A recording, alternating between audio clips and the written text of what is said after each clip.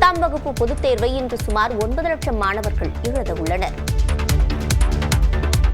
தமிழ்நாட்டில் 10ஆம் வகுப்பு பொதுத் தேர்வு இன்று தொடங்குகிறது. ஏப்ரல் 6ஆம் தேதி வரை தேர்வு நடைபெறும் நிலையில் பள்ளிகளில் படித்த 8,82,000 பேரும் தனித் தேர்வர்கள் 26,000 பேரும் எழுதுகின்றனர். தேர்வுகள் காலை 10 மணிக்கு துவங்கி பிற்பகல் 1:15 மணி வரை நடைபெறும். காலை 10 மணிக்கு கேள்வித்தாள் கொடுக்கப்பட்டு 10 நிமிடங்கள் அதை படிப்பதற்கு அனுமதிக்கப்படும். பின்னர் விடைத்தாள் கொடுக்கப்பட்டு தேர்வர்கள் விவரங்களை சரிபார்த்து கையெழுத்து போட வேண்டும். காலை 10:15 மணி முதல் மதியம் 1:15 மணி வரை தேர்வு நடைபெறும். தேர்வு பணியில் 49,500 ஆசிரியர்களும் முறைகேடுகளை தடுக்க 5,000 பறக்கும் படையினரும் பணியமர்த்தப்பட்டுள்ளனர். பொதுத் தேர்வுகள் தொடர்பாக மாணவர்கள் தங்கள் சந்தேகங்களை தேர்வு நாட்களில் காலை 8 மணி முதல் இரவு 8 மணி வரை 9498383075 மற்றும் 9498383076 ஆகிய செல்போன் எண்களை அழைத்து தெரிவிக்கலாம் எனவும் தமிழ்நாடு அரசு தெரிவித்துள்ளது. கேஸ் தட்டுப்பாடு காரணமாக தமிழ்நாட்டில் பெரும்பாலான உணவகங்களில் உணவு பண்டங்களின் எண்ணிக்கை குறைக்கப்பட்டுள்ளது. தோசை, ஆம்லெட், ரொட்டி, வடை, போண்டா போன்ற உணவுப் பொருட்களை தயாரிப்பதற்கு அதிக கேஸ் தேவைப்படுவதால் அவை உணவு பட்டியலில் இருந்து நீக்கப்பட்டுள்ளன. ஃப்ரைட் ரைஸ் தயாரிக்கவும் அதிக கேஸ் தேவைப்படுவதால் அதுவும் நீக்கப்பட்டுள்ளது. இந்த நிலையில் உணவக உரிமையாளர்கள் தலைமைச் செயலகத்தில் முதலமைச்சரை சந்தித்தனர். அப்போது அத்தியாவசிய பொருட்கள் பட்டியலில் சமையல் சிலிண்டர் எரிவாயுவை சேர்க்க வேண்டும் என கோரிக்கை விடுத்தனர். இல்ல ஃபுட்டோட ரேட்லாம் இதனால எனக்கு அதாவது ஒரு வருஷத்துல எப்பவோ ஒரு முறை தான் இந்த விலைவாசி ஏற்றங்கள் இருக்குமே தவிர நினைச்சபடி இன்னைக்கு ஏற்றி நாளைக்கு விற்க முடியாது. அந்த நிலைமை உணவகங்கள் எப்பொழுதுமே இல்லை. அதே நேரத்தில் கேஸ் தட்டுப்பாடு காரணமாக உணவுப் பொருட்களின் விலையை உயர்த்தவும் திட்டமிட்டுள்ளதாக சென்னையில் உள்ள டீ கடை உரிமையாளர்கள் கூறினர். ஆமா, நானே இப்ப சொல்லியிருக்கேன், நாளைக்கு 1-2 ஐட்டம் கம்மி பண்ண சொல்லியிருக்கேன். வேற வழி இல்லை. ஏன்னா அது 2 வட்டி வேண்ட ஐட்டம் எல்லாம் கம்மி பண்ண சொல்லியிருக்கு. கேட்ட சரி 5,000 ரூபாய் தர அதுவும் கிடையாது சொல்லுது. இப்போ ரேட்டு இந்த ரேட்டுக்கு தான் கொடுக்குது. ஆனால் ரேட்டு ஏற்றியா தான் நமக்கு இது கட்டுப்படி ஆகும், இல்லைன்னா நஷ்டத்தில் தான் ஓடும். மேலும் போண்டா, சமோசா உள்ளிட்ட பலகாரங்கள் தயாரிப்பை குறைக்கவும் முடிவு செய்துள்ளனர். எரிவாயு தட்டுப்பாடு தொழிலை விட்டே செல்லும் நிலைக்கு தங்களை தள்ளியிருப்பதாக சென்னையில் உள்ள பிரியாணி மற்றும் ஃபாஸ்ட் ஃபுட் கடை உரிமையாளர்கள் வேதனை தெரிவித்துள்ளனர். இதே நிலைமை போனா இன்னும் 2 நாள் பிரியாணி கடை நடத்த முடியும். அதுக்கப்புறம் நாங்களும் மூட வேண்டியதுதான். தேனியில் உள்ள பிரபல உணவகங்களில் வடை மற்றும் சைனீஸ் உணவுகள் விற்பனை நிறுத்தப்பட்டுள்ளன. ஹோட்டல்கள்ல சைனீஸை நிப்பாட்டிட்டு மக்களுக்கு தேவையான அடிப்படை உணவுகளை மட்டும் தயாரித்து வழங்குறதுன்னு சொல்லி முடிவு பண்ணியிருக்கோம். சிலிண்டர் தட்டுப்பாடு காரணமாக மதுரை மாவட்டம் திருமங்கலத்தில் உணவக உரிமையாளர் விறகடுப்புக்கு மாறியுள்ளார். சிலிண்டர் தட்டுப்பாடு ஏற்பட்டதுனால விறகுக்கு இன்னைக்கு மாறி இருக்கிறோம். அது ரொம்ப நாள் நீடிக்க முடியாது. கடலூரில் உணவகங்களில் விறகடுப்பில் சமைப்பதற்கு மாநகராட்சி நிர்வாகம் அனுமதி வழங்க வேண்டும் என்று வர்த்தக சங்க மாநில துணைத் தலைவர் துரைராஜ் வலியுறுத்தியுள்ளார். மாநகராட்சி கண்டிப்பா அனுமதி கொடுப்பாங்க. ஏன்னா ஒரு பேரிடர் காலம், உணவு விடுதியில செஞ்சாகணும். அப்படியே அவங்க இல்லைனாலும் இவங்க ஒரு பொது இடத்துல சமைச்சு அங்கிருந்து இவங்க விறகடுப்பு அனுமதி இருக்கிற இடத்துல சமைச்சு அங்கிருந்து கொண்டாந்து பரிமாறலாம். அது ஒன்றும் பிரச்சனை இல்லை. பேரிடர் காலங்களில் இந்த விறகடுப்புகள் தான் கை கொடுத்ததாகவும் குறிப்பிட்டுள்ளார். எரிவாயு தட்டுப்பாட்டால் சென்னை எழும்பூரில் உள்ள எல்பிஜி எரிவாயு நிரப்பு மையத்தில் ஏராளமான ஆட்டோக்கள் வரிசை கட்டி நின்றன. ஆட்டோக்களுக்கு எரிவாயு நிரப்பு மையங்கள் சென்னையில் 10க்கும் மேற்பட்ட இடங்களில் செயல்பட்டு வருகின்றன. ஈரான், இஸ்ரேல் இடையிலான போரால் சென்னை போன்ற நகரங்களில் எரிவாயு தட்டுப்பாடு ஏற்பட்டுள்ளது. இதனால் பெரும்பாலான எரிவாயு நிரப்பு மையங்கள் மூடும் நிலை உருவாகியுள்ளது. சென்னையில் 1-2 எரிவாயு நிரப்பு மையம் செயல்பட்டாலும் அங்கும் ஏராளமான ஆட்டோக்கள் நீண்ட வரிசையில் காத்து கிடக்கின்றன. இதே நிலை நீடித்தால் தங்களின் வாழ்வாதாரம் பாதிக்கப்படும் என ஆட்டோ ஓட்டுநர்கள் தெரிவித்துள்ளனர். 10 ரூபாய் சம்பாதிக்கிறது இந்த எல்பிஜி நம்பி தான். பெட்ரோல் போட்டு நம்ம ஒன்றும் ஓட்டி முன்னுக்கு வர முடியாது. அதனால நாங்கள் நம்பி இருக்குது இதுதான். தட்டுப்பாடு ஆகிறதுனால ரொம்ப கஷ்டமா இருக்குது. இதேபோன்று சென்னை அம்பத்தூரில் இருசக்கர வாகனங்களுக்கு பெட்ரோல் நிரப்ப தூக்கத்தை கூட பொருட்படுத்தாமல் பொதுமக்கள் நீண்ட நேரம் காத்திருந்தனர்.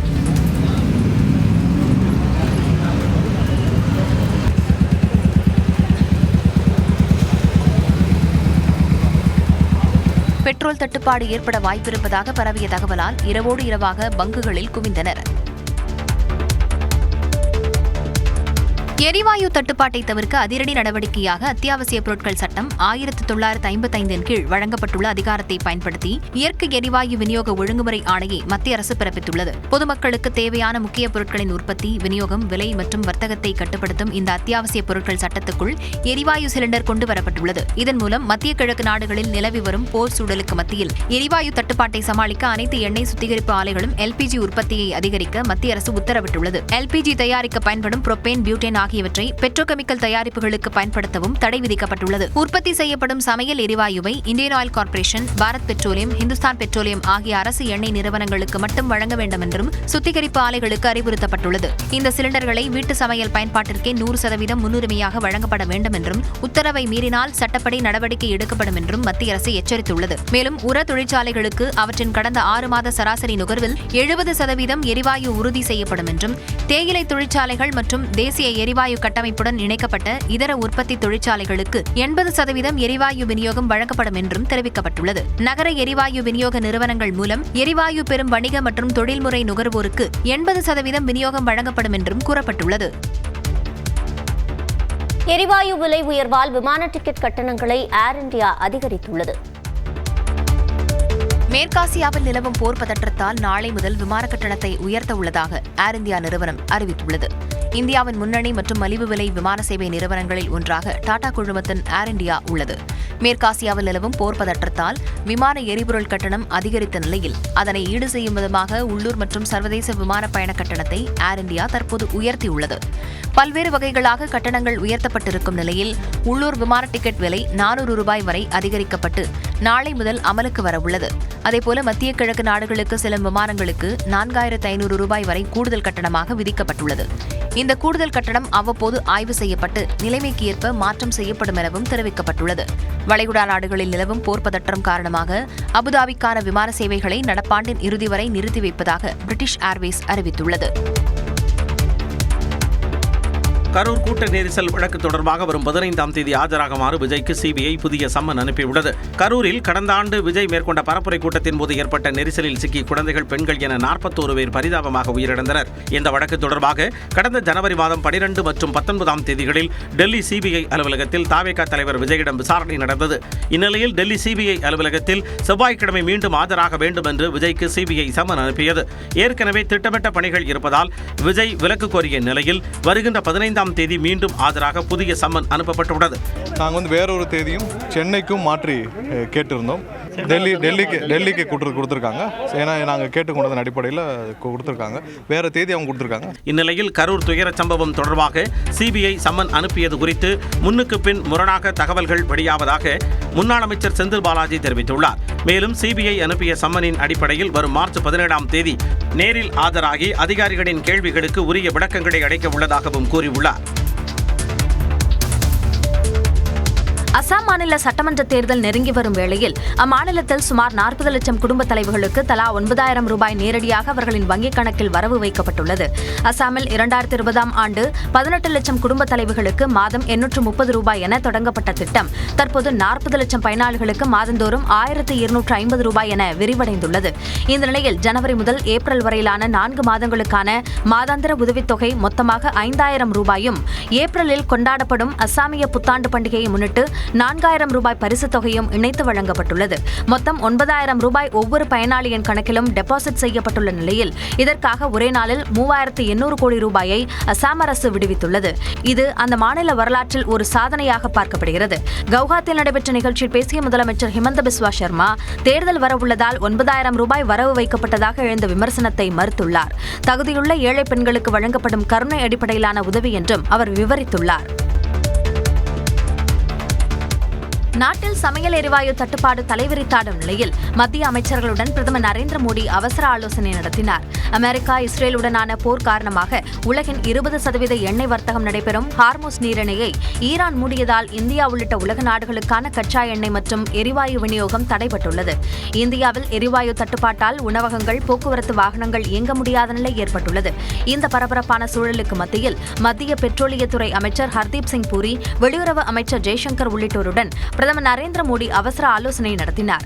அப்போது நாட்டில் எரிவாயு தட்டுப்பாட்டின் தற்போதைய நிலை குறித்து பிரதமர் நரேந்திர மோடி கேட்டறிந்ததாக கூறப்படுகிறது. மேலும் எரிவாயு தட்டுப்பாட்டை சமாளிப்பது, உடனடியாக மாற்று ஏற்பாட்டை நடைமுறைப்படுத்துவது உள்ளிட்டவை குறித்தும் ஆலோசனை நடத்தியதாக தகவல் வெளியாகியுள்ளது. இந்த நிலையில் மருத்துவமனைகள், கல்வி நிறுவனங்கள் உள்ளிட்ட அத்தியாவசிய பணியில் இருப்பவர்களுக்கு தேவைக்கு ஏற்ப வணிக சிலிண்டர் வழங்கப்படும் என எண்ணெய் நிறுவனங்கள் அறிவித்துள்ளன. இது தொடர்பாக 3 அதிகாரிகளை கொண்ட குழு அமைக்கப்பட்டுள்ளதாகவும் சிலிண்டர் தேவைப்படுவோர் அவர்களை தொடர்பு கொள்ளலாம் என்றும் அறிவிக்கப்பட்டுள்ளது. சமையல் எரிவாயு சிலிண்டர் தட்டுப்பாட்டால் மக்களும் வணிக நிறுவனங்களும் பாதிக்கப்படாமல் இருப்பதை உறுதி செய்ய வேண்டும் என்று பிரதமர் நரேந்திர மோடிக்கு முதலமைச்சர் மு.க. ஸ்டாலின் கோரிக்கை விடுத்துள்ளார். சமையல் எரிவாயு சிலிண்டர் தட்டுப்பாடு தொடர்பாக உயர் அதிகாரிகளுடன் முதலமைச்சர் மு.க. ஸ்டாலின் ஆலோசனை நடத்தினார். தலைமைச் செயலகத்தில் நடைபெற்ற இந்த கூட்டத்தில் தலைமைச் செயலாளர் முருகானந்தம், மின்வாரிய தலைவர் ராதாகிருஷ்ணன், குறு சிறு மற்றும் நடுத்தர தொழில்துறை கூடுதல் தலைமைச் செயலாளர் அதுல் ஆனந்த், நிதித்துறை கூடுதல் தலைமைச் செயலாளர் உதயச்சந்திரன் உள்ளிட்டோர் கலந்து கொண்டனர். தொடர்ந்து எக்ஸ் பக்கத்தில் பதிவிட்டுள்ள முதலமைச்சர், அமெரிக்கா ஈரான் போரினால் தமிழ்நாட்டிற்கு ஏற்படும் பாதிப்புகள் குறித்தும் இதுகுறித்து எடுக்கப்பட வேண்டிய நடவடிக்கைகள் குறித்தும் விரிவாக ஆலோசித்ததாக குறிப்பிட்டுள்ளார். வளைகுடா நாடுகளில் வாழும் தமிழர்களின் பாதுகாப்பையும் அப்பகுதியில் சிக்கியுள்ள தமிழ்நாட்டு மீனவர்களின் நலனையும் உறுதி செய்திட தேவையான நடவடிக்கைகளை எடுக்க வேண்டும் என்று பிரதமர் மோடிக்கு கடிதம் எழுதியுள்ளதாகவும் கூறியுள்ளார். இந்த போரால் ஏற்பட்டுள்ள எரிவாயு தட்டுப்பாட்டினால் பொதுமக்களும் வணிக நிறுவனங்களும் குறு சிறு மற்றும் நடுத்தர தொழிற்சாலைகளும் எந்த விதத்திலும் பாதிக்கப்படாமல் இருப்பதை மத்திய அரசு உறுதி செய்ய வேண்டும் என்று கேட்டுக் கொண்டுள்ளதாகவும் கூறியுள்ளார். மேலும் வணிக எரிவாயு தட்டுப்பாட்டால் பாதிக்கப்பட்டுள்ள உணவகங்களுக்கு தேவையான அனைத்து மாற்று ஏற்பாடுகளும் செய்யப்பட வேண்டும் என்றும் தேவைப்படும் கூடுதல் மின்சாரத்தை வழங்கிட வேண்டும் என்றும் வலியுறுத்தியிருப்பதாக முதலமைச்சர் தெரிவித்துள்ளார்.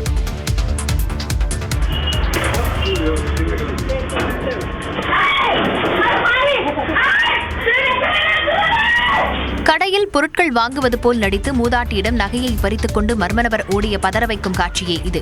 வேலூர் மாவட்டம் காட்பாடி அடுத்த கீழ்வடுங்குட்டையைச் சேர்ந்தவர் சுமதி. 63 வயதான இவர் தனது வீட்டின் முன்புறம் மளிகை கடை நடத்தி வருகிறார். இருசக்கர வாகனத்தில் இருந்த 2 மர்மநபர்களில் ஒருவர் கடைக்கு வந்து பொருட்களை வாங்கியுள்ளார். அதற்கு பணத்தை கொடுக்கும்போது அந்த நபர் சில்லறைகளை சிதறவிட்டுள்ளார். அந்த நாணயங்களை எடுப்பதற்காக சுமதி குனிந்த தருணத்தில் மின்னல் வேகத்தில் அவரது கழுத்திலிருந்து 5 சவரன் தங்கச்சங்கிலியை பறித்துக் கொண்டு மர்மநபர் தப்பி ஓடினார்.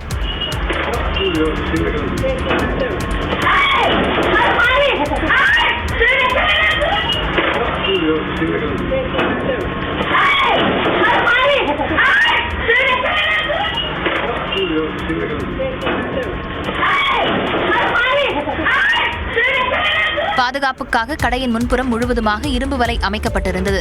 பணம் பெறுவதற்காக வைக்கப்பட்டிருந்த சிறிய இடைவெளி வழியாகவே கையை உள்ளே விட்டு அந்த மர்மநபர் இந்த துணிகர பறிப்பில் ஈடுபட்டுள்ளார்.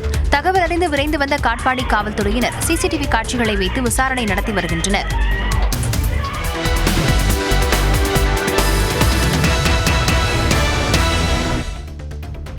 முக்கியமான மாவட்ட செய்திகளை விரைவு செய்திகளாக பார்க்கலாம்.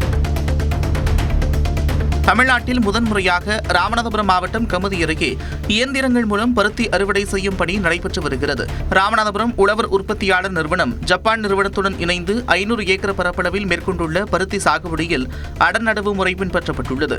இந்நிலையில் தொழிலாளர்கள் பற்றாக்குறையை சமாளிக்க மகாராஷ்டிரா மாநிலத்திலிருந்து வரவழைக்கப்பட்ட நவீன இயந்திரங்கள் மூலம் அறுவடை செய்யப்படுவதால் செலவு குறைவதோடு குறிப்பிட்ட நேரத்தில் பணிகளை முடிக்க முடிவதாக விவசாயிகள் மகிழ்ச்சி தெரிவித்துள்ளனர். திருவாரூர் மாவட்டம் நன்னிலம் சுற்றுவட்டார பகுதிகளில் 1 மணி நேரத்திற்கு மேலாக மழை பெய்தது. நன்னிலம், திருக்கண்டீஸ்வரம், சன்னாநல்லூர், ஆண்டிப்பந்தல் உள்ளிட்ட பகுதிகளில் மழை பெய்தது. இதனால் அறுவடைக்கு தயாராக உள்ள சம்பா நெற்பயிர்கள் பாதிக்கக்கூடிய சூழல் உருவாகியுள்ளதாக விவசாயிகள் கவலை தெரிவித்தனர்.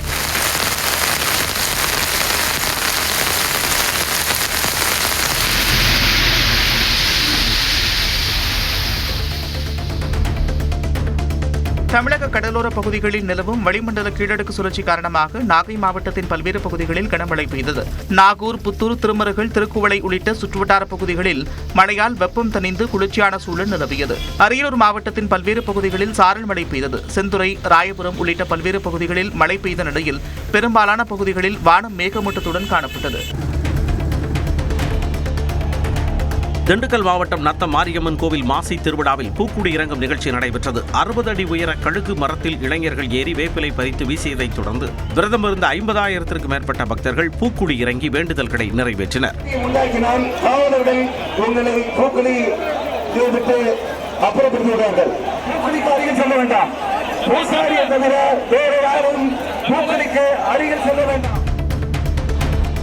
கோவை தடாகம் அருகே மேற்கு தொடர்ச்சி மலை அடிவாரத்தில் ஒற்றை காட்டு யானை உலா வந்தது. சாலையோரம் நின்றிருந்த யானையை வாகன ஓட்டிகள் ஆர்வத்துடன் புகைப்படம் எடுக்கக்கூடிய நிலையில் வனத்துறையினர் அதனை அடர் வனப்பகுதிக்குள் விரட்டும் பணியில் ஈடுபட்டனர்.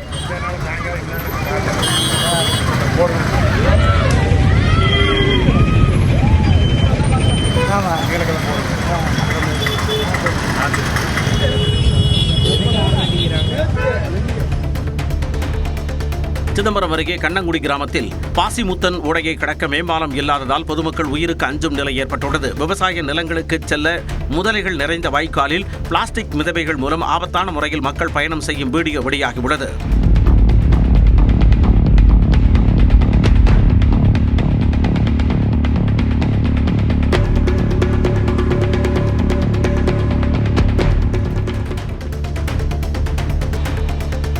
செங்கல்பட்டு மாவட்டம் பரனூரில் தனியார் அடுக்குமாடி குடியிருப்பில் தீயணைப்பு மற்றும் மீட்புப் பணிகள் துறை சார்பில் தீத்தடுப்பு ஒத்திகை நடைபெற்றது. 100க்கும் மேற்பட்ட தீயணைப்பு வீரர்கள், 30க்கும் மேற்பட்ட அதிவிரைவு மீட்புப் படையினர் மீட்பு செயல் விளக்கங்களை அளித்தனர்.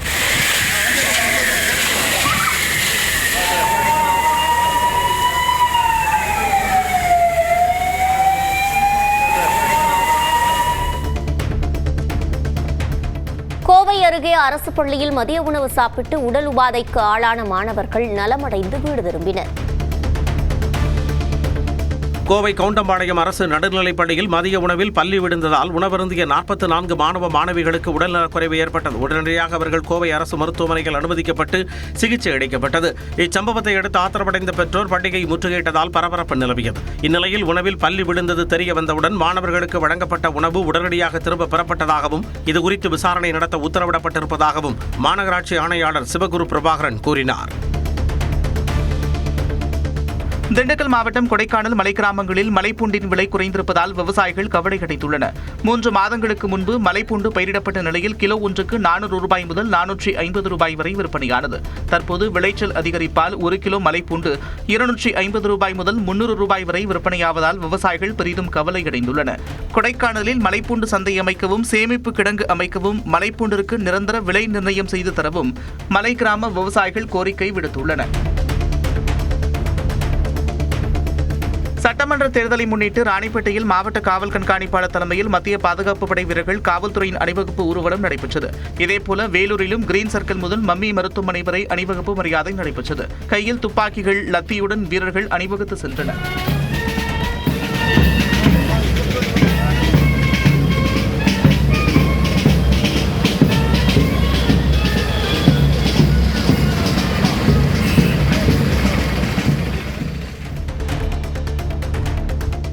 கோவை மாவட்டம் மேட்டுப்பாளையம் அருகே கழிவுநீர் கலப்பதால் பவானி ஆறு மாசடைந்திருப்பதாக புகார் எழுந்துள்ளது.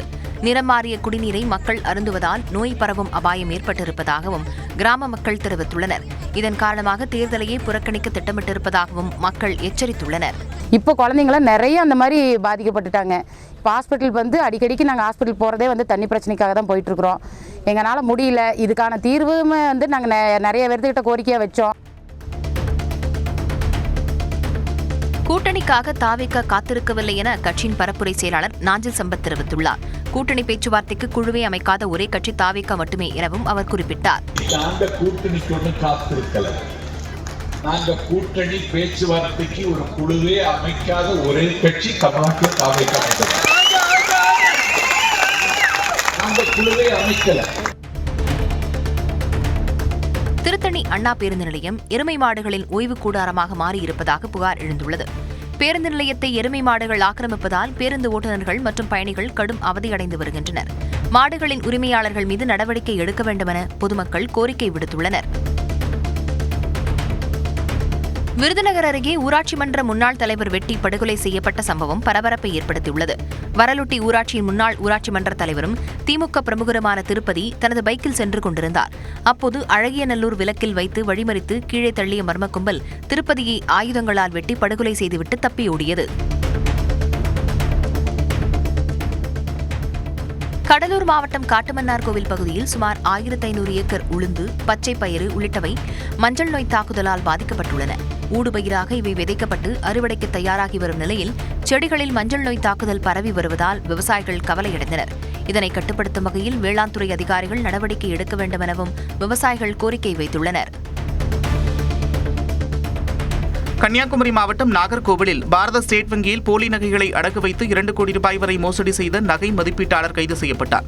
நகைகளை சோதனை செய்தபோது போலி நகைகளை அடமானம் வைத்து மோசடி செய்திருப்பது தெரியவந்ததாக வங்கி மேலாளர் காவல் நிலையத்தில் புகார் அளித்துள்ளார். இதனையடுத்து காவல்துறையினர் நடத்திய விசாரணையில் வங்கியின் தற்காலிக நகை மதிப்பீட்டாளர் ரகுவரன் மோசடியில் ஈடுபட்டது தெரியவந்ததை அடுத்து அவரை கைது செய்தனர். திண்டுக்கல் அரசு மருத்துவக் கல்லூரி மருத்துவமனையில் உயரழுத்த மின் கேபிள்கள் தரைத்தள சுரங்கப்பாதையில் தேங்கியுள்ள நீரில் மூழ்கி கிடப்பதால் பொதுமக்கள் அச்சமடைந்துள்ளனர். தினசரி 2000த்திற்கும் மேற்பட்ட நோயாளிகள் வந்து செல்லும் இந்த மருத்துவமனையில் மின்கசிவு ஏற்பட்டு பெரும் விபத்து நிகழும் முன் தேங்கியுள்ள நீரை நிரந்தரமாக அகற்ற வேண்டுமென சமூக ஆர்வலர்கள் கோரிக்கை விடுத்துள்ளனர். புதுச்சேரியில் சர்வதேச தேசிய தென்மண்டல போட்டிகளில் பதக்கம் வென்ற வீரர்களுக்கு ஊக்கத்தொகை வழங்கி துணை நிலை ஆளுநர் கைலாஷ்நாதன் முதலமைச்சர் ரங்கசாமி கௌரவித்தனர். விழாவில் பேசிய முதலமைச்சர் ரங்கசாமி 80,000 மாணவர்களின் வங்கிக் கணக்கில் தலா 1000 ரூபாய் செலுத்தப்படும் என்று கூறினார். 80 பிள்ளைகளுக்கு உடனடியாக 1000 ரூபாய் பை ஷூ வாங்குவதற்கு அவருடைய வங்கிக் கணக்கில் செலுத்தப்படும் என்பதை நேரத்தில் உங்களுக்கு குறிப்பிட விரும்புகின்றேன். திண்டுக்கல் மாவட்டம் பழனி மாரியம்மன் கோயிலில் மாசி திருவிழாவின் நிறைவாக 1008 பால்குட ஊர்வலம் விமர்சையாக நடைபெற்றது. பாண்டிய வேளாளர் மடத்திலிருந்து 1008 பால்குடங்களை பெண்கள் ஊர்வலமாக கொண்டு வந்தனர். அவர்கள் கோயிலை அடைந்ததும் மாரியம்மனுக்கு பாலாபிஷேகம் நடைபெற்றது. மேலும் 2000 பேருக்கு அன்னதானமும் வழங்கப்பட்டது.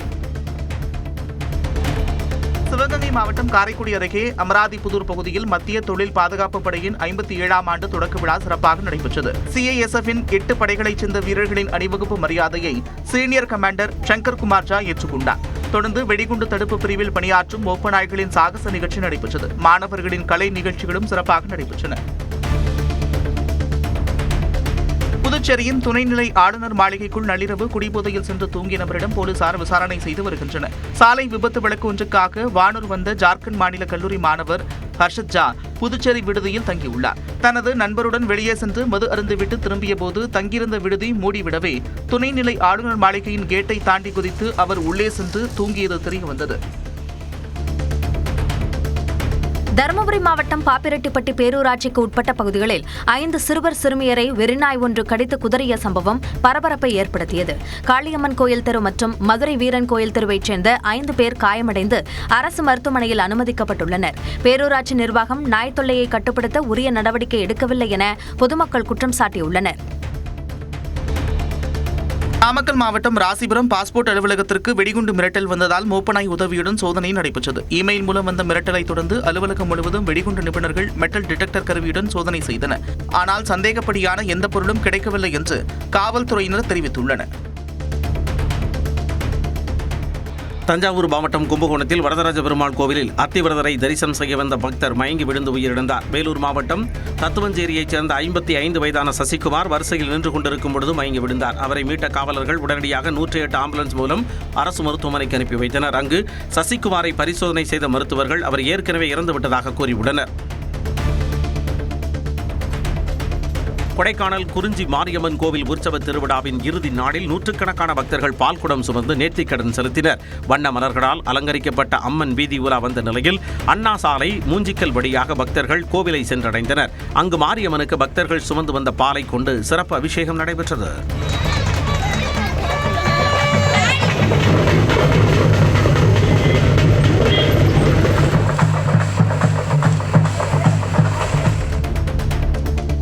சிவகங்கை மாவட்டம் தேவகோட்டை அருகே வாரிசு சான்றிதழ் வழங்க 5000 ரூபாய் லஞ்சம் வாங்கிய கிராம நிர்வாக அலுவலர் கைது செய்யப்பட்டார்.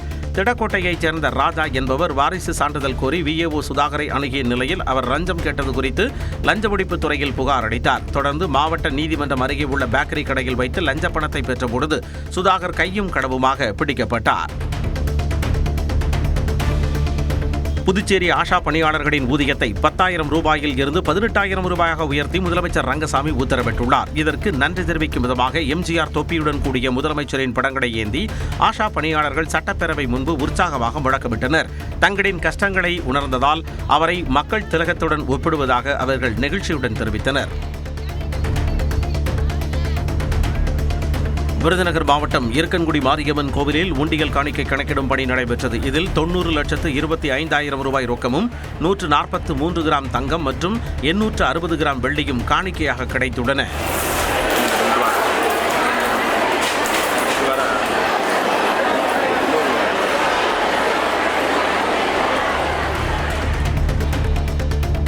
புதுக்கோட்டை மாவட்டம் இளஞ்சாவூர் முத்துமாரியம்மன் கோயில் பூச்சொரிதல் விழா கோலாகலமாக நடைபெற்றது. மின் விளக்குகளால் அலங்கரிக்கப்பட்ட வாகனங்களில் ஆட்டம் பாட்டத்துடன் பூக்களை அம்மன் சன்னதிக்கு கொண்டு சென்று பொதுமக்கள் வழிபட்டனர். ஏராளமான மக்கள் இதில் பங்கேற்றனர். காப்பீடு பெற்றுத் தருவதாக கூறி பல லட்சம் ரூபாய் மோசடி செய்த கும்பல் தூத்துக்குடியில் சிக்கியது. தமிழ்நாடு முழுவதும் 1000க்கும் மேற்பட்டவர்களுக்கு போலியாக காப்பீடு எடுத்து பல லட்சம் ரூபாய் மோசடி செய்ததாக 5 பேர் கொண்ட கும்பல் தூத்துக்குடியில் கைது செய்யப்பட்டது. 2020ஆம் ஆண்டு முதல் தற்போது வரை இதன் மூலம் பல லட்சம் ரூபாய் மோசடி செய்திருப்பதாகவும் கூறப்படுகிறது. கைது செய்யப்பட்ட 5 பேரும் நீதிமன்றத்தில் ஆஜர்படுத்தப்பட்டு சிறையில் அடைக்கப்பட்டனர். மணப்பாறை அருகே பள்ளி மாணவிகளிடம் பாலியல் சீண்டலில் ஈடுபட்டதாக ஆசிரியர் கைது செய்யப்பட்டார். அரசு தொடக்கப்பள்ளி ஒன்றில் ஆசிரியராக பணியாற்றி வந்த பாஸ்கர் மாணவிகள் சிலரிடம் பாலியல் சீண்டலில் ஈடுபட்டதாக புகார் எழுந்தது. ஆசிரியர் மீது நடவடிக்கை எடுக்க கோரி பொதுமக்கள் போராட்டத்தில் ஈடுபட்டனர். புகாரின் பேரில் போக்சோ சட்டப்பிரிவில் ஆசிரியர் பாஸ்கர் கைது செய்யப்பட்டுள்ளார். உரிய நடவடிக்கை எடுக்காமல் இருந்ததாக தலைமை ஆசிரியர் வேளாங்கண்ணியும் கைது செய்யப்பட்டார். கும்பகோணம் அருகே மருதாநல்லூரில் வயலில் அறுந்து கிடந்த மின்சார கம்பியை மிதித்த பெண் பரிதாபமாக உயிரிழந்தார். தமிழரசி என்ற அவர் வீட்டிற்கு எதிரே உள்ள வயல்வெளியில் நடந்து சென்றபோது மின்கம்பி அறுந்து கிடந்ததை கவனிக்காமல் மிதித்ததில் மின்சாரம் தாக்கியது. தகவல் அறிந்து வந்த மின்வாரிய ஊழியர்கள் உடனடியாக மின் விநியோகத்தை நிறுத்தினர். இறந்தவரின் சடலம் உடற்கூராய்வுக்கு அனுப்பி வைக்கப்பட்டது. திருவள்ளூர் மாவட்டம் சித்தம்பாக்கம் கிராமத்தில் சவுடு மணல் அள்ள எதிர்ப்பு தெரிவித்து இயந்திரத்தை பொதுமக்கள் சிறைபிடித்ததால் பரபரப்பு ஏற்பட்டது. ஏரியில் அரசு நிர்ணயித்த அளவை விட சட்டவிரோதமாக 20 அடி ஆழத்திற்கு மேல் பள்ளம் தோண்டப்பட்டு மணல் எடுக்கப்பட்டதாகவும் அதனால் நிலத்தடி நீர் பாதிக்கப்பட்டிருப்பதாகவும் மக்கள் குற்றஞ்சாட்டியுள்ளனர். இந்த ஏரியில் சவுடு மணல் குவாரிக்கான அனுமதியை ரத்து செய்ய வேண்டும் எனவும் கோரிக்கை விடுத்துள்ளனர். தஞ்சாவூர் மருத்துவக் கல்லூரி மருத்துவமனையில் மூளைச்சாவடைந்த நபரின் உடல் உறுப்புகள் தானமாக வழங்கப்பட்டன. கடந்த பிப்ரவரி மாதம் 20ஆம் தேதி கடலூரைச் சேர்ந்த 56 வயது கோபால் விபத்தில் படுகாயமடைந்த நிலையில் தொடர்ந்து சிகிச்சை அளிக்கப்பட்டு வந்தது. இந்நிலையில் சிகிச்சை பலனின்றி மூளைச்சாவடைந்தார். இதையடுத்து அவரது குடும்பத்தினர் சம்மதத்துடன் சிறுநீரகங்கள் மற்றும் தோல் தானமாக பெறப்பட்டு திருச்சிக்கு அனுப்பி வைக்கப்பட்டன. உயிரிழந்தவரின் உடலுக்கு அரசு சார்பில் கல்லூரி முதல்வர் மலர் மாலை அணிவித்து மரியாதை செலுத்தினார். கோவை மாவட்டம் பொள்ளாச்சி அருகே தாறுமாறாக வந்த கார் சாலையோரமாக தலைகீழாக கவிழ்ந்து விபத்துக்குள்ளானது. ஆலியார் நோக்கி வேகமாக சென்ற கார் மணல்மேடு பகுதியில் விபத்துக்குள்ளானது. இந்த காரை ஓட்டி வந்த நபர் தலைக்கேறிய மதுபோதையில் இருந்த நிலையில் வெளியே வந்து சாலையோரமாக படுத்து உறங்கினார். அவரை எழுப்புவதற்கு காவல்துறையினர் மேற்கொண்ட முயற்சி தோல்வியில் முடிந்தது. கர்நாடக மாநில ஆடிட்டர் கொலை வழக்கில் தேடப்பட்டு வந்த 9 குற்றவாளிகளை கிருஷ்ணகிரி மாவட்டம் போச்சம்பள்ளி அருகே காவல்துறையினர் அதிரடியாக கைது செய்தனர். தருமபுரியிலிருந்து போச்சம்பள்ளி நீதிமன்றத்தில் சரணடைய வந்தபோது காவல்துறை வாகன தணிக்கையை கண்டு தப்பியோடிய 4 பேரையும் காவலர்கள் விரட்டி பிடித்தனர். பிடிபட்ட 9 பேரையும் கர்நாடக மாநில தனிப்படையிடம் போச்சம்பள்ளி காவல்துறையினர் ஒப்படைத்தனர். திருப்பத்தூர் மாவட்டம் வடையாம்பட்டு தேசிய நெடுஞ்சாலையில் இருசக்கர வாகனம் தடுப்பு இரும்பு வேலி மீது மோதிய விபத்தில் 2 இளைஞர்கள் பலத்த காயமடைந்தனர். நேதாஜி நகரைச் சேர்ந்த விஜய், நாகராஜ் இருவரும் இருசக்கர வாகனத்தில் ஆம்பூர் சென்றுவிட்டு வீடு திரும்பினர். வடையாம்பட்டு தேசிய நெடுஞ்சாலை அருகே வந்தபோது இவர்கள் விபத்தில் சிக்கி பலத்த காயமடைந்தனர். அக்கம் பக்கத்தினர் அவர்களை மீட்டு 108 ஆம்புலன்ஸ் மூலம் வாணியம்பாடி அரசு மருத்துவமனைக்கு அனுப்பி வைத்தனர். கொடைக்கானல் அருகே அஞ்சுவீடு கிராமத்திற்கு செல்லும் சாலையில் பிக்கப் வாகனம் கவிழ்ந்த விபத்தில் ஓட்டுநர் லேசான காயமடைந்தார். மதுரையிலிருந்து இரும்பு பொருட்களை ஏற்றிக் கொண்டு வந்த பிக்கப் வாகனத்தின் பிரேக் பழுதானதால் விபத்து ஏற்பட்டது. வாகனத்தில் இருந்த இரும்பு பொருட்கள் சாலையில் சிதறியதால் அந்த பகுதியில் சிறிது நேரம் போக்குவரத்து பாதிக்கப்பட்டது. இந்த நிலையில் சாலை சிதிலமடைந்து இருப்பதே இதுபோன்ற விபத்துகள் ஏற்பட காரணம் என்று அஞ்சுவீடு கிராம மக்கள் தெரிவிக்கின்றனர். மயிலாடுதுறை மாவட்டம் சீர்காழி அரசு மருத்துவமனையில் போதிய மருத்துவர்கள், தொழில்நுட்பவியலாளர்கள் இல்லாததால் நோயாளிகள் கடும் அவதியடைவதாக குற்றச்சாட்டு எழுந்துள்ளது.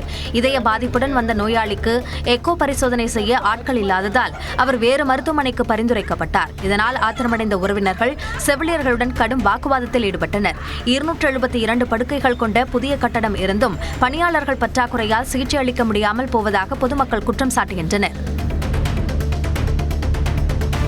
மயிலாடுதுறை பொட்டவெளி பகுதியில் குத்தகை விவசாயிகளுக்கு இழப்பீடு வழங்காததை கண்டித்து புறவழிச்சாலை பாலை பணிகளை மார்க்சிஸ்ட் கம்யூனிஸ்ட் கட்சியினர் தடுத்து நிறுத்தினர்.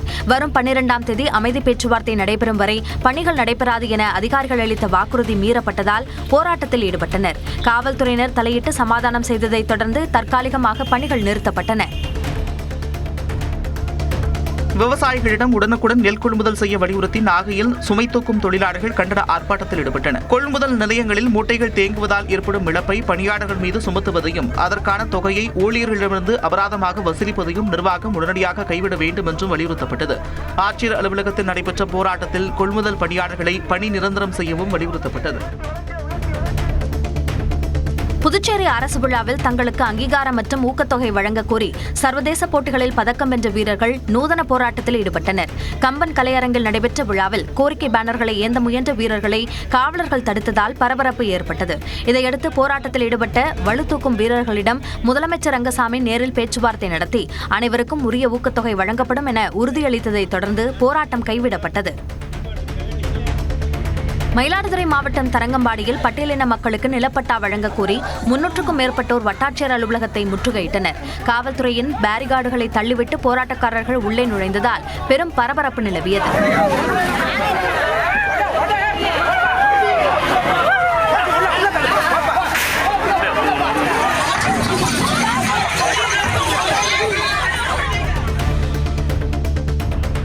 சேலம் மாவட்டம் மேட்டூர் அருகே மேச்சேரியில் குடிநீர் கேட்டு பொதுமக்கள் காலிக்கூடங்களுடன் சாலை மறியல் போராட்டத்தில் ஈடுபட்டனர். கடந்த ஒரு மாதமாக முறையாக குடிநீர் விநியோகம் செய்யப்படவில்லை என்றும் 10 நாட்களுக்கு ஒருமுறை மட்டுமே குடிநீர் விநியோகம் செய்யப்படுவதாகவும் கூறப்படுகிறது. இதனை கண்டித்து கொளுத்தும் வெயிலில் குட்டப்பட்டி சாலையில் அமர்ந்து மக்கள் மறியல் போராட்டத்தில் ஈடுபட்டனர். காஞ்சிபுரம் மாவட்டம் உத்தரமேரூர் அருகே திருமணத்தை மீறிய உறவு விவகாரத்தில் பெண்ணை கத்தியால் சரமாரியாக குத்திய இளைஞர் கைது செய்யப்பட்டார். ராவத்தநல்லூர் கிராமத்தைச் சேர்ந்த லதா கணவர் மற்றும் 4 பெண் குழந்தைகளை பிரிந்து வசிக்கும் நிலையில் திருமணமான வசந்த் என்பவருடன் உறவில் இருந்துள்ளார். தன்னை திருமணம் செய்து கொள்ளுமாறு லதா தொடர்ந்து வற்புறுத்தி வந்ததால் ஆத்திரமடைந்த வசந்த் விடுதியில் வைத்து லதாவை கத்தியால் சரமாரியாக குத்தியதில் அவர் படுகாயமடைந்தார். தப்பியோடிய அவரை காவலர்கள் கைது செய்து சிறையில் அடைத்தனர். தமிழக சட்டப்பேரவைத் தேர்தல் விரைவில் அறிவிக்கப்பட உள்ள நிலையில் மதுரை மாநகரின் முக்கிய வீதிகளில் துணை ராணுவத்தினரின் பாதுகாப்பு அணிவகுப்பு நடைபெற்றது. பிபிகுளம், நரிமேடு, கோரிப்பாளையம் மற்றும் சிம்மக்கல் பகுதிகளில் துப்பாக்கி ஏந்திய ராணுவத்தினர் மற்றும் மாநகர காவல்துறையினர் இணைந்து அணிவகுத்து சென்றனர். இதேபோல் ராமநாதபுரம் மாவட்டம் திருவாடானையில் மத்திய பாதுகாப்பு படையினரின் கொடி அணிவகுப்பு நடைபெற்றது. எஸ்பி பட்டினம் மற்றும் பாசிப்பட்டினம் உள்ளிட்ட பதற்றமான பகுதிகளில் 50க்கும் மேற்பட்ட காவலர்கள் துப்பாக்கி ஏந்தி அணிவகுத்து சென்றனர். கரூர் அருகே மேலசிந்தலவாடியில் மினி சரக்கு வாகனத்தின் டயர் வெடித்து விபத்துக்குள்ளானதில் ஓட்டுநர் காயமடைந்தார். மகாதானபுரம் முதல் மேலசிந்தலவாடி வரை உள்ள தேசிய நெடுஞ்சாலை குண்டும் குழியுமாக இருப்பதால் பார்சல் ஏற்றிச் சென்ற மினி லாரியின் டயர் வெடித்து விபத்து ஏற்பட்டதாக கூறப்படும் நிலையில் ஓட்டுநர் படுகாயமடைந்தார். கடந்த 3 நாட்களுக்கு முன்பு இதே இடத்தில் கார் விபத்துக்குள்ளான நிலையில் கடந்த 10 நாட்களில் மட்டும் 4 விபத்துகள் ஏற்பட்டதாக அப்பகுதி மக்கள் தெரிவித்தனர். தஞ்சாவூர் மாவட்டம் கபிஸ்தலம் அருகே உமலப்பாடி கீழத்தெருவில் பூட்டியிருந்த வீட்டிற்குள் நுழைந்த கொள்ளையர்கள் 6 சவரன் தங்க நகைகளை தேடிச் சென்றனர். ஓய்வு பெற்ற வங்கி மேலாளர் பாலசுப்ரமணியன் மற்றும் அவரது மகன் வீட்டிற்கு சென்றிருந்த வேளையில் பூட்டை உடைத்து உள்ளே நுழைந்த திருடர்கள் பீரோவில் இருந்த தங்க நகைகள் மற்றும் 3.5 கிலோ வெள்ளி பொருட்களை திருடிக் கொண்டு தப்பினர். கைரேகை நிபுணர்களின் உதவியுடன் காவல்துறையினர் விசாரணை மேற்கொண்டுள்ளனர். தருமபுரி மாவட்டம் பாலக்கோடு அருகே குடியிருப்புகளில் சுற்றும் யானையை அடர்வன பகுதிக்குள் விரட்ட பொதுமக்கள் கோரிக்கை விடுத்துள்ளனர். தருமபுரி மாவட்டம் பாலக்கோடு வனச்சரகத்திற்குட்பட்ட பகுதியில் யானைகள் நடமாட்டம் அதிகரித்துள்ளதால் பொதுமக்கள் எச்சரிக்கையுடன் இருக்க வனத்துறை அறிவுறுத்தியுள்ளது. கோடை வெப்பத்தால் வனப்பகுதியில் தண்ணீர் மற்றும் உணவு பற்றாக்குறை ஏற்பட்டுள்ளது. இதனால் யானைகள் வனத்தை ஒட்டிய கிராமங்களை நோக்கி வரத் தொடங்கியுள்ளன. இதனையடுத்து யானைகளை யாரும் தொந்தரவு செய்யக்கூடாது. மாலை 6 மணி முதல் காலை 7 மணி வரை வனத்தை ஒட்டிய வயல்வெளி பகுதிகளுக்கு செல்ல வேண்டாம். இரவில் வீட்டின் வெளியே தூங்க வேண்டாம் என்றும் எச்சரிக்கை விடுக்கப்பட்டுள்ளது. அரியலூர் பிலாக்குறிச்சியில் துணை மின் நிலையம் கட்டுமான பணிக்கான பூமி பூஜையை அமைச்சர் சிவசங்கர் தொடங்கி வைத்தார். செந்துறை அருகே உள்ள பிலாக்குறிச்சி சுற்றுவட்டார பகுதி கிராமத்தில் ஏற்படும் தொடர் மின் பற்றாக்குறையை சமாளிக்கும் வகையில் 5,64 லட்சம் ரூபாய் மதிப்பீட்டில் துணை மின் நிலையமாக கட்டுவதற்கான கட்டுமான பணியை போக்குவரத்து மற்றும் மின்சாரத்துறை அமைச்சர் எஸ். சிவசங்கர் அடிக்கல் நாட்டி பணிகளை தொடங்கி வைத்தார். சென்னை செங்குன்றத்தில் அரிசி மூட்டைகளுக்கு இடையே மறைத்து கடத்தி வரப்பட்ட 5,50 லட்சம் ரூபாய் மதிப்புள்ள 530 கிலோ கஞ்சா பறிமுதல் செய்யப்பட்டது. ஆந்திர மாநிலம் ராஜமுந்திரியிலிருந்து பெங்களூருவுக்கு சென்ற லோடு வாகனத்தை காவல்துறையினர் தடுத்து நிறுத்தி சோதனை செய்தனர். அப்போது அதில் கஞ்சா கடத்தி வரப்பட்டது உறுதியானதை தொடர்ந்து வாகனத்தில் வந்த ஜெகதீஸ்வர் ராவோ, வங்கி கோவர்தன் ஆகியோர் கைது செய்யப்பட்டனர். விருதுநகர் மாவட்டம் திருச்சுழி அருகே காணாமல் போன 62 வயது மூதாட்டி காட்டுப்பகுதியில் சடலமாக மீட்கப்பட்டார். உடற்கூறு ஆய்விற்காக உடலை விருதுநகர் அரசு மருத்துவமனைக்கு அனுப்பியதை கண்டித்து உறவினர்கள் சாலை மறியலில் ஈடுபட்டதால் அப்பகுதியில் பரபரப்பு ஏற்பட்டது. முன்னதாக மூதாட்டி அம்பிகா 2 பெண்களுடன் 2 சக்கர வாகனத்தில் சென்ற சிசிடிவி காட்சிகளை வைத்து காவல்துறையினர் விசாரணை நடத்தி வருகின்றனர். தூத்துக்குடி திரேஸ்வரம் பகுதியில் இருந்து மீன்பிடிக்க சென்ற மீனவர் எதிர்பாராத விதமாக கடலில் விழுந்து உயிரிழந்தார். முத்தரையர் நகரைச் சேர்ந்த மாயாண்டி திங்கட்கிழமை என்ற சக மீனவர்கள் 4 பேருடன் நாட்டுப்படகில் மீன்பிடிக்க சென்றார். திரேஸ்வரத்தில் இருந்து 5 கடல் மைல் தொலைவில் மீன்பிடித்துக் கொண்டிருந்த பொழுது மாயாண்டி கடலில் தவறி விழுந்தார். அவரை மீட்ட சக மீனவர்கள் மருத்துவமனைக்கு அழைத்துச் சென்றபோது மாயாண்டி ஏற்கனவே இறந்துவிட்டதாக மருத்துவர்கள் கூறியுள்ளனர். திருவாரூர் மன்னார்குடி அருகே மின் இணைப்பு வழங்கிய போது மின்சாரம் தாக்கி தொழிலாளி உயிரிழந்தார். மெய்ப்பழத்தோட்டம் கிராமத்தைச் சேர்ந்த தொழிலாளி ரமேஷ் தனது வீட்டிலிருந்து பின்புறமுள்ள கூரை வீட்டிற்கு மின் இணைப்பு கொடுப்பதற்காக மின் வயர்களை எடுத்து சென்றார். அப்போது எதிர்பாராத விதமாக மின்சாரம் பாய்ந்து அவர் உயிரிழந்தார். விழுப்புரம் மாவட்டம் செஞ்சி அருகே 2 நாட்களுக்கு முன்பு காணாமல் போன இளைஞர் விவசாய கிணற்றில் சடலமாக மீட்கப்பட்டுள்ளார். அஞ்சாஞ்சேரி கிராமத்தைச் சேர்ந்த சுந்தரபாண்டியன் சற்று மனநலம் பாதிக்கப்பட்டு சிகிச்சை பெற்று வந்ததாக கூறப்படுகிறது. இவர் திடீரென காணாமல் போன நிலையில் உறவினர்கள் பல இடங்களில் தேடியதுடன் காவல் நிலையத்திலும் புகார் அளித்துள்ளனர். இந்நிலையில் அவர் வீட்டின் அருகே உள்ள கிணற்றில் இருந்து சடலம் கண்டெடுக்கப்பட்டது.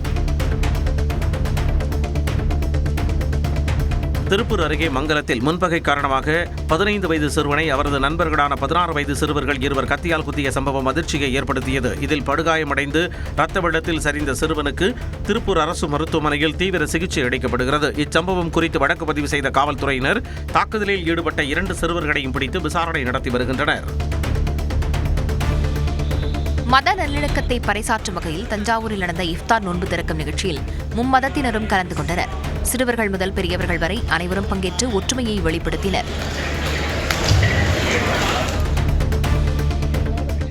செல்போன் ஏஐ என எந்த தொழில்நுட்பமாக இருந்தாலும் சிறுவர்கள் ஜாக்கிரதையாக இருக்க வேண்டுமென ஜோஹோ தலைமை அதிகாரி ஸ்ரீதர் வேம்பு தெரிவித்துள்ளார். புதுச்சேரி மத்திய பல்கலைக்கழகம் மற்றும் ஜோஹோ நிறுவனம் இணைந்து ஆற்றல் தொழில்நுட்பங்களில் கூட்டாய்வு மேற்கொள்ளும் வகையில் புரிந்துணர்வு ஒப்பந்தம் செய்துள்ளது.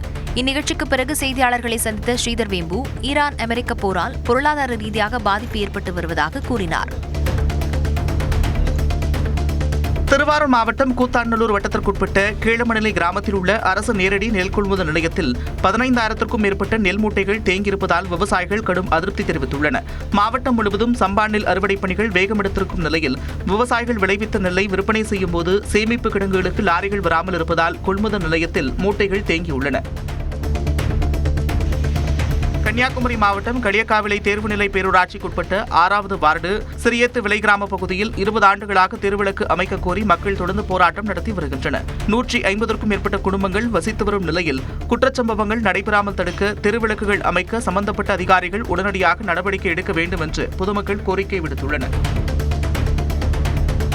திண்டுக்கல் மாநகராட்சி குப்பை கிடங்கில் அடிக்கடி தீ வைக்கப்படுவதால் ஏற்படும் புகைமூட்டம் மற்றும் நிலத்தடி நீர் பாதிப்பை கண்டித்து நாம் தமிழர் கட்சியினர் சாலை மறியலில் ஈடுபட்டனர். முருகபவனம் பகுதியில் குப்பை கொண்டு வந்த லாரியை சிறைபிடித்து போராடியதால் அப்பகுதியில் போக்குவரத்து சிறிது நேரம் பாதிக்கப்பட்டது. மேலும் மாசடைந்த குடிநீரை சாலையில் கொட்டி மாநகராட்சி அதிகாரிகளுக்கு எதிராக முழக்கமிட்ட போராட்டக்காரர்களை காவல்துறையினர் கைது செய்தனர். சேலம் தலைமை தபால் நிலையம் மற்றும் பாஸ்போர்ட் சேவை மையத்திற்கு 2வது முறையாக வெடிகுண்டு மிரட்டல் விடுக்கப்பட்டதால் சோதனை நடந்தது. கடந்த 10 நாட்களுக்கு முன்பு இதேபோன்று சோதனை நடந்தபோது தலைமை தபால் நிலையம் மற்றும் பாஸ்போர்ட் சேவை மையத்தில் வெடிகுண்டு தடுப்பு நிபுணர்கள் சோதனை நடத்தி புரடி என்பதை உறுதி செய்தனர். இந்நிலையில் தற்பொழுது மீண்டும் மிரட்டல் வந்ததால் அலுவலகத்தில் இருந்த அனைவரையும் வெளியேற்றிவிட்டு 2வது முறையாக சோதனை நடந்தது. தென்காசி மாவட்டம் கடையநல்லூர் அருகே பால அருணாச்சலபுரம் கிராமத்தில் மயான பாதை ஆக்கிரமிப்பை கண்டித்து மக்கள் வீடுகளில் கருப்பு கொடி கட்டி போராட்டத்தில் ஈடுபட்டனர். கடந்த மாதம் மூதாட்டியின் உடலை சாலையில் வைத்து போராட்டம் நடத்திய நிலையில் அதிகாரிகள் அளித்த வாக்குறுதி நிறைவேற்றப்படவில்லை என மக்கள் குற்றம் சாட்டியுள்ளனர். இதனை கண்டித்து வீடுகளில் கருப்பு கொடி கட்டி உள்ள கிராம மக்கள் வரவிருக்கும் தேர்தலை புறக்கணிக்கப் போவதாக முடிவெடுத்துள்ளனர். மதுரை விமான நிலையத்தை சர்வதேச விமான நிலையமாக தரம் உயர்த்தியதற்காக பிரதமர் நரேந்திர மோடிக்கு மத்திய இணையமைச்சர் எல்முருகன் நன்றி தெரிவித்துள்ளார். இது தொடர்பான தனது எக்ஸ் பதிவில் மதுரை விமான நிலையத்தை பெயரளவில் மட்டுமல்லாமல் நடைமுறையிலும் சர்வதேச விமான நிலையமாக தரம் உயர்த்தியதற்கு தமிழக மக்கள் சார்பாக நன்றி தெரிவிப்பதாகவும் இதனால் தென் தமிழகத்தின் வளர்ச்சி புதிய மைல்கல்லை எட்டும் என்பதில் எந்த ஐயமும் இல்லை என்றும் தெரிவித்துள்ளார்.